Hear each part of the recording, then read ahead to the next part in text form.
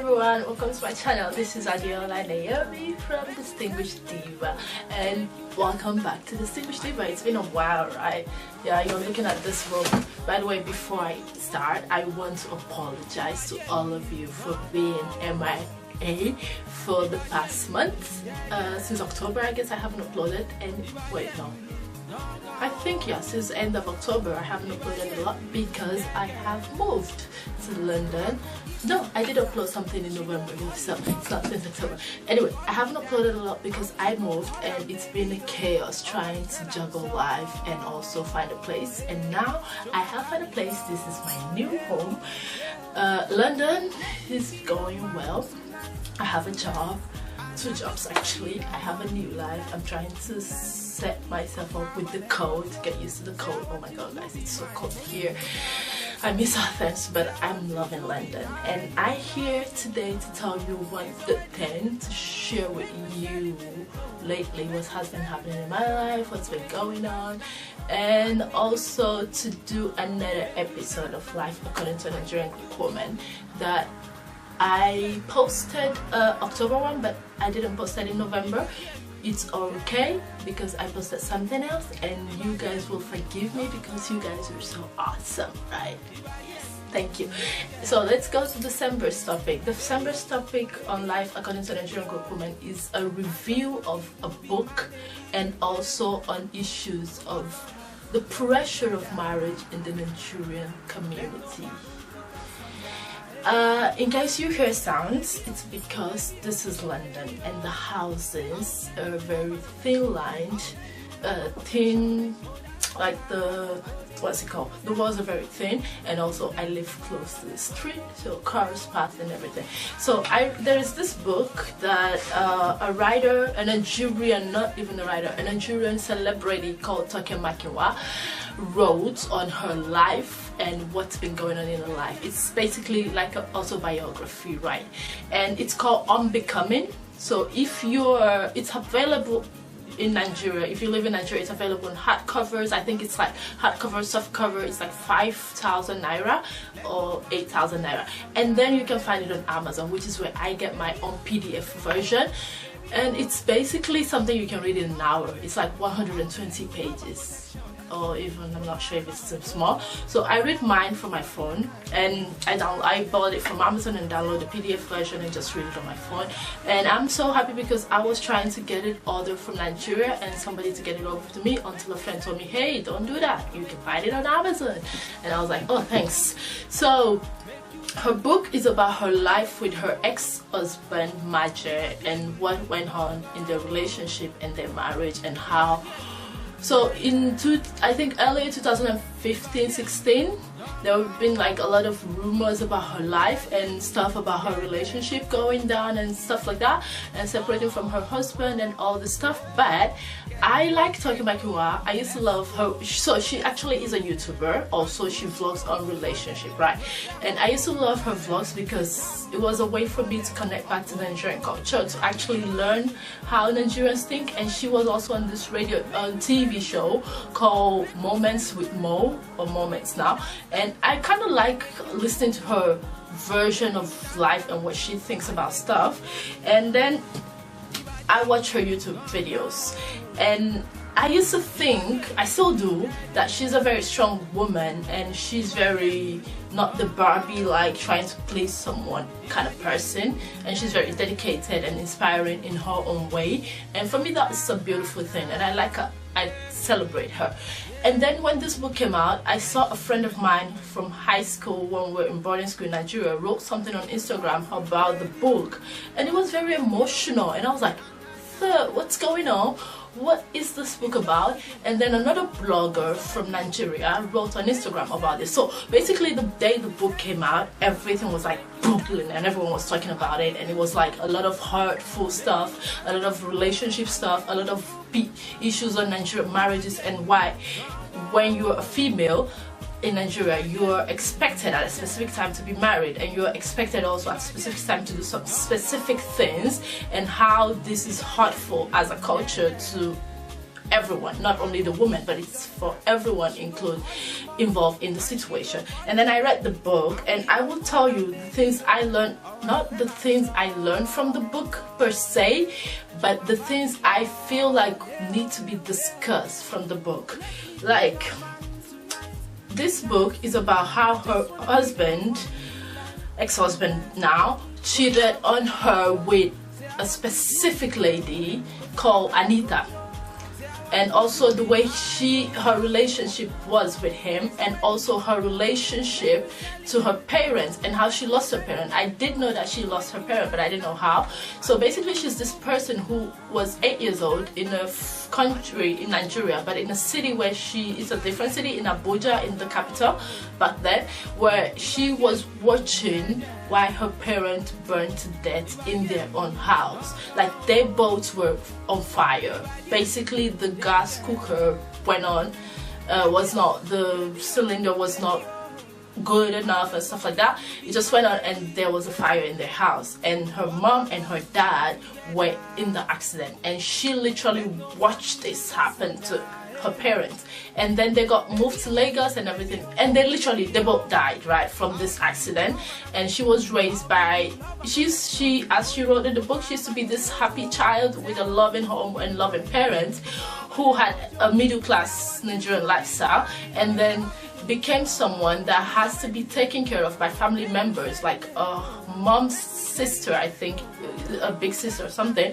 So her aunt raised her and her siblings, and you could see the change in the child. Like, from a happy child, she became a very moody teenager who had daddy issues, who had issues with trust, who had issues with people leaving, and believed that whoever she loves, whoever happens that is good in her life, will be taken away from her. And this have come to, so what I learned from this first is, in Nigeria, we don't learn to deal with loss and grief at a young age. If someone dies, they tell you they go to heaven, and that's it. And literally, so I'm gonna take it like step by step. So what I personally want to discuss and want to talk about, that this will be a video for another day, of course, is that why is it that when somebody dies, the way we say it to a child is that your parents went to heaven to take care of you and look down on you? Why? And this is like a very dialogue thing. I want you guys also to contribute and comment below. And also, why is it that when somebody dies, at least a parent, when a child lost a parent, we don't actually consult a child psychologist and counselor to see the way to tell the child, okay, she was there, right? But to see the way to help the child handle the grief, like to walk with the grief. Grief is something that cannot be healed, cannot go away, but it's a process that you keep learning to live with. And why is it that when this happens to young people at a young age, in Nigeria specifically, we don't learn to walk with it? We don't learn to take people counseling. We don't respect the fact that this is a mental strip, this is a mental thing, this is a it's both mental, psychological and emotional, and we should deal with that before that person go to the next level of their life. Like, she was acting out, she was not paying attention in school anymore, she stopped literally being interested in life, she was just letting life pass her through, and nobody in the family and the wonderful woman who raised her didn't think that this child needed a professional help. They were just saying that she's just acting out, and they were just saying that what have I done wrong, or send her off to boarding school. I went to boarding school, so it's not a beef with boarding school, but they never addressed the fact that this child and these children watched their parent burn to death. It was never addressed on a very, very professional and helpful and mental level. So this child grew up to be someone with low self-esteem, with issues of trust, with issues of love, with issues with everything and anything in their life. And she literally finds refuge in reading romantic novels where she romanticizes about the person that will come and save her from her situation and marry her and be that guy on a white horse that will be her help.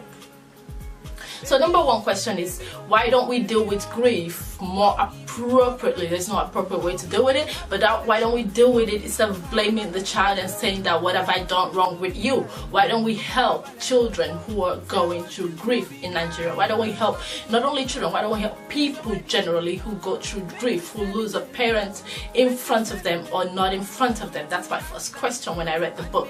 The second thing is, as a woman, Toke Makinwa developed into a person who was just going through life and university life, and she got into uni and everything, and then she met this guy that the first day she met him, he was the prince she has been waiting for. So the issue of Toke and her marriage started super early in her life, started when everything was taken away from her. Both her parents died, and then I remember like reading the book and listening that whatever happened after this place is just gonna be a domino of chaos and destruction and destruction and destruction. And I'm a Christian, right? And when people in Nigeria say stuff, they always spiritualize it and say God is gonna help you. Yes, I do believe that God is gonna help you, but how will he help you when you are not helping yourself, when you are not going out to talk to a professional specialist, a child psychologist, a teenage psychologist, a psychologist and a counselor, that this is what I'm going through and I just need to let it go and vent and talk about it and dive into it and deal with it. And then when she got to uni, she met this guy who took her out, who took her to the beach, who took her on a yacht, who everything. And she fell in love with the idea of him being the prince and that person in her life. And the most confusing thing for me was she never mentioned that she dated anybody else, ever. So it was only Maje from the beginning, and he was just him. And whatever else happened through the entire relationship was all about Maje. So she devoted herself to this guy the first day she met him because he was the prince she was waiting for, and she committed herself to him 100% without even expecting anything from his side or even holding him accountable for her relationship with him. There's no accountability. It was just this perfect guy who lives in Abuja and comes to Lagos every weekend to see with her, to be with her, and to take her out. And then this is where I question, what good? I also read Nigerian novels, these romantic mice and bones and blah blah blah, but what good does it do to our young girls when they read these novels and expect a prince? It's also in the mainstream media. What good does Cinderella do to a child, a young 8-year-old, 7-year-old that is watching Cinderella today and expecting that in the future she's gonna get this prince that's gonna save her from every problem, from every trouble she's going through? So for me, I think, I'm not a psychologist, but I think that Toke had the Cinderella syndrome of waiting for a prince, and then he showed up and he was perfect. But the problem is, Maje is not a fairy tale. Maje is a human being and is not perfect. But has a relationship and in partnership, she never listened to herself and also see the signs happening around her, and she never hold him accountable for anything. And that is also why whenever in their relationship in the book, whenever he did something, like the first time they were together, the first 6 months they were together, this guy has already been with his ex, another person, and he is being with them in ways that someone has been living in his house in Abuja, and she goes and she finds out. And also, what is wrong with talking? Like, she was talking to everyone in her lives about Maje, her friends, her sisters, the friends of her friends, the cousin of her friend, and not really talking to him. Like, she never talked to him and be like, hey Sid, we're in this together or we're not. Like, ask this guy in the first place, right? There was a point she did it, but in the beginning when you heard all this thing, you were not talking as an equal to him. You were being a whiny, she was being a whiny baby who was telling him like, I heard this, I heard that, I heard that. And I think that's just the level when a woman's dignity and integrity just fall, and that's just it. And for him, it was just like, yeah, whatever.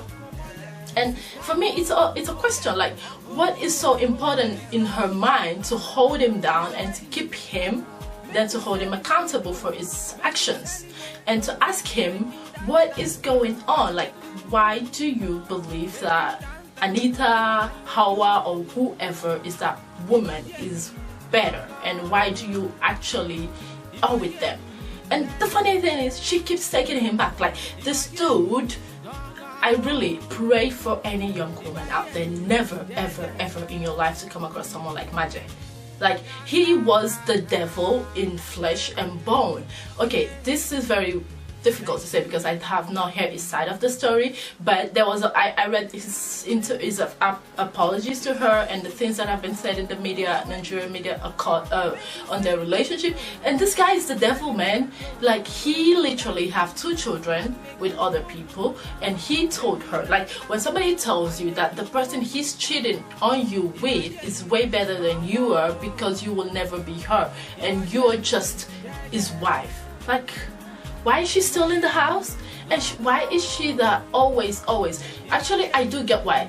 I think when people still blame her, like people are blaming her that why is she not writing this book and why did she never stood up for herself, is that Toke's issue is much deeper. She had issues as a child. She had issues as a child. She had issues as a woman, and unbecoming, actually, in my humble opinion, shouldn't be about Maje at all. Should be about her finding her way, because so she's a Christian and she has seen visions and signs, and God has told her, like, she got into a relationship without even talking to God about it, without even asking God, is this something for me or is not? Like, that's also, like, that was the first wrong number one. Like, if you are spiritual, it doesn't matter if you're Muslim or Christian, your first instance and your first opinion and your first purpose to be in a relationship that's gonna end in marriage with anybody is to ask for direction and guidance, is to know that this is that person, not just invest yourself and start living with them and start being with them and start being baby mama. Like, she wasn't baby mama, but she was doing everything, and she literally begged this guy to marry her 3 times. When this guy is telling you, I'm not ready, and his mother was praying for you to find your partner, and his sister is telling you that don't marry my brother, I don't see why Toke did it.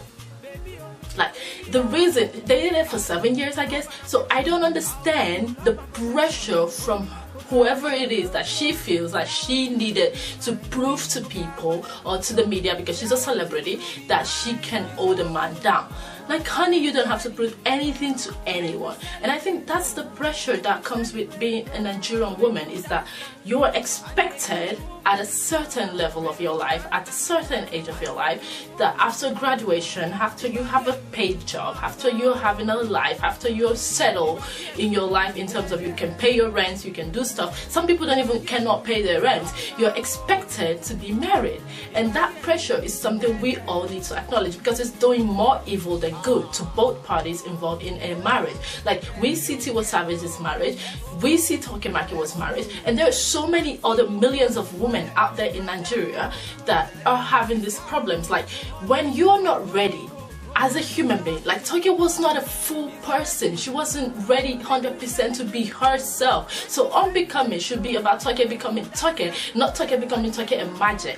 And she was running to be Toke and Maje. And the problem is, whatever she saw, whatever problem came across her, she was wishing it away and focusing on her career and focusing on the public image, because she goes to events and take pictures with this guy. She will smile, she will pretend they were okay. And we saw the same problem with Tiwa Savage, was that she was saying everything was perfect on Instagram, and people always forget that Instagram and social media is the devil in disguise. Like, nothing looks the way they were presented. When people tell you their life is perfect, look deeper, have the discerning spirit to understand that nothing is perfect. Like, Toke was talking about relationship advice and giving women relationship advice when her life was in pieces, when she was thinking to give up on living, and when her husband was cheating on her with another woman and having marriage and writing press release with the side chick. So for me, I don't believe in the story of side chick or not side chick, but I think the marriage was a scam right from the very get-go, and I think it's not Toke's fault or Maje's fault. Maje is a horrible human being. He has his own issues. We will all do not need to know or look into them, but I believe that he personally needs to seek help. Like, he needs to seek help the way he treats people. Like, he treated her like she was a doormat. Like you don't even treat your doormat like that. Like you treat your doormat better. Like there are better ways to treat people you hate. Like he treat her like he despises everything she is. He told her that she was not she wasn't worth knowing his family yet because she hasn't made anything of herself. That was impossible. So I read the book and I was just like, want to tell every Nigerian girl out there that read this book, and everyone who can get the book, read it, but try to remember that it's not about magic, it's not about a marriage, it's not about when you should be married, it's about you finding yourself as a person, you having to be 100% emotionally, physically, mentally ready and psychologically ready to be you, to live your life. Try not to put the prince title and the husband title on the first guy that comes your way. Like the first guy that will come to your place that you see that treats you good, like because he treats you good and took you to the beach and bought you stuff, does not make him your partner, or does not make you kill yourself for him. Like literally, Toke Makinwa relationship in the book, at least from her perspective of the book, shows that she fought a battle and she's still fighting a battle, because today the book looks like she just put the blame on Maje, and because it's all about Maje and Anita, and I literally believe that it's not Anita's fault. Like a man cannot cheat on you if he doesn't want to, and Anita just happened to be that woman. It could be anybody. It could have been anybody. And Toke Makinwa should just think about the fact that she needs time to develop. Like nobody cares about your public image. Of course she's a celebrity and you should care, but the first thing you should care about is who you are as a person and who you are becoming. So I personally will say Unbecoming was a bit of a disappointment in terms of it was always the woman talking about the man who hurt her. No. It should be about you deciding and knowing that all these experiences in your life should make you go further and encourages women not to be those who fight. Like in Nigeria, you get victim blaming. They always blame the victim. Like Toke was blamed for the failure of a marriage. They were telling her, yeah, you were the side chick, you should have known better, it's because you don't know how to cook. Honey, there is Mr. Biggs and whatever it is that is available in Nigeria right now, I don't know. But guys, the food is less of their problem. Like the fact that she doesn't cook and she's not homely is the less of their problem. The fact that this guy did not attend her graduation but attended Anita's graduation says a lot. The fact that she was asking him what to do in the bedroom to be more like Anita was a problem. The fact that she was bleaching her skin to look like Anita, who is a mixed race biracial kid, is a problem. And the fact that we in Nigeria as women are allowing the society and the culture that is inherently seeking to destroy us to define who we are is a problem. So if a culture is out there to destroy who you are as a person and to tell you that it's your fault for every wrong thing done to you, then that's what we should all challenge. And I think that's what I want to discuss in this life. According to Nigerian group woman, how do we challenge our cultures? I'm a Yoruba, and Toke Makinwa is Yoruba also, by the way. So I'm also thinking, like, there's so many proverbs that we say in Yoruba about women that are so destructive. There are so many ways we perceive women in Nigeria that are so destructive, and the destruction doesn't come with only the woman, it comes to everyone. So how do we change the mentality, and how do we learn to value young girls, to value themselves, so that when they're in a abusive, emotionally abusive relationship, they can get out and they can seek help and they can feel comfortable discussing it? How do we create a safe space for them to feel comfortable to talk to their family and their friends, not say whatever happened in your marriage stays in your marriage? No, it doesn't, because you need to talk to counselors, you need to talk to people, you need to talk to your friends, your family, to ask them. How do we allow married women who are passing through horrible things in their marriage feel safe to discuss it so they don't die?